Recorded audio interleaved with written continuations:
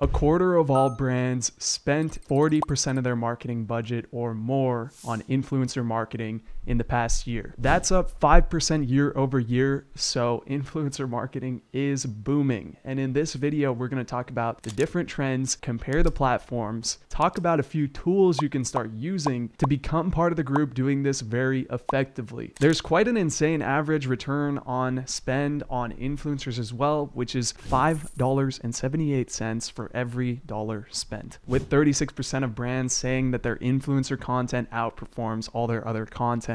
Now, if you're interested in everything influencer marketing, consider subscribing. I've personally been an influencer on YouTube and I've made over 7 figures with influencer marketing. So let's get into the video. So we'll talk about the main platforms one by one. So this will give you a really good idea on the state of different platforms. And we'll also cover some different strategies and key metrics people are using to make the most of their influencer campaigns. Let's start by taking a look at different demographics who buy from influencers. 56% of millennials have had an influencer influence their buying decision for a product in the past. That's more than half of people. And for Gen Z, the number is 74%. Let's look at the platforms a little bit more deeply and see what they're good for. 76% of marketers agree that Instagram is the superior platform for various reasons. The first of which being that Instagram influencers generally have a closer connection with their audience. Given the capabilities on Instagram to do combined promotions, for example, a carousel, a reel, and stories can really help you hit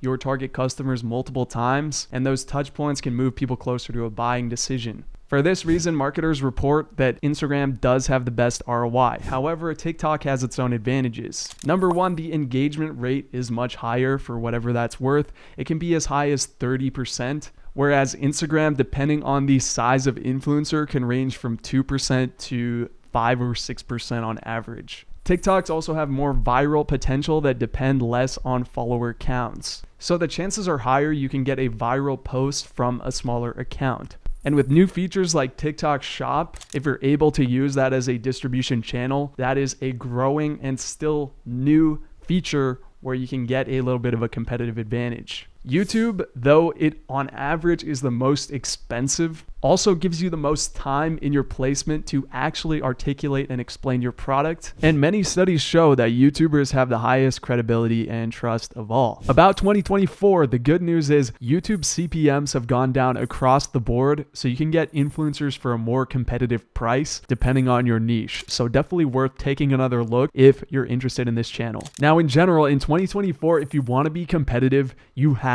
to be measuring your stats, your KPIs, your key metrics, because your competitors are doing it. And here's a few tips on how to do that. Only 30% of marketers look at return on spend as the key statistic here. So it's important to take a holistic approach and look at things like EMV or earned media value. You can calculate EMV by multiplying your impressions by your CPMs. You first have to calculate a baseline CPM for your campaign. So if you have 10 influencers and you spend $500 and this yields you 50,000 impressions, then your CPM is 10 cents. That CPM can be used as a baseline to calculate EMV, or you can compare it to your other marketing channels. Compare your influencer spend to your paid advertising spend, and that will give you a really good picture of how well it's performing. You should also be looking at engagement, which is a measure of sentiment around your brand content. And you can calculate cost per engagement and compare that to clicks on your other marketing channels. However, it is even a little bit potentially more valuable because engagement indicates not just interest, but in most cases, positive interest. Now, tracking all this can be quite a headache if you're just manually clicking around to different profiles you've posted with.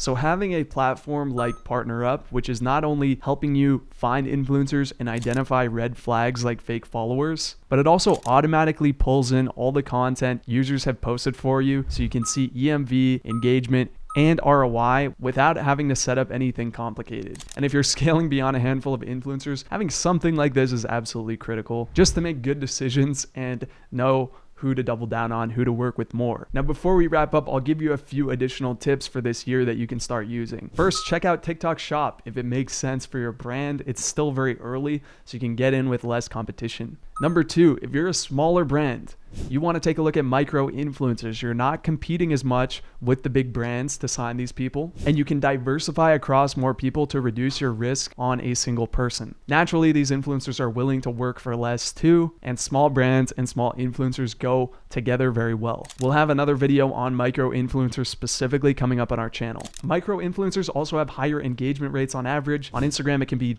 3 times higher, which means on average per dollar of spend, you're going to be getting better engagement. Next, be analytical. There are now tools, and especially AI powered tools like PartnerUp, that allow you to get just as good data as an advertising dashboard. And if you're not looking at and using the data, but rather just using the create content and hope for the best approach, you're going to be at a disadvantage versus other brands and not maximizing your returns. To add to that, you should be taking a scientific approach, that is experimenting with a certain type of influencer, measuring, and then making decisions based on that. Now, with that being said, if you have questions about influencer marketing, please post them below. And I look forward to speaking more in the next video where we cover everything influencer marketing. Thanks for your time, and see you in the next one.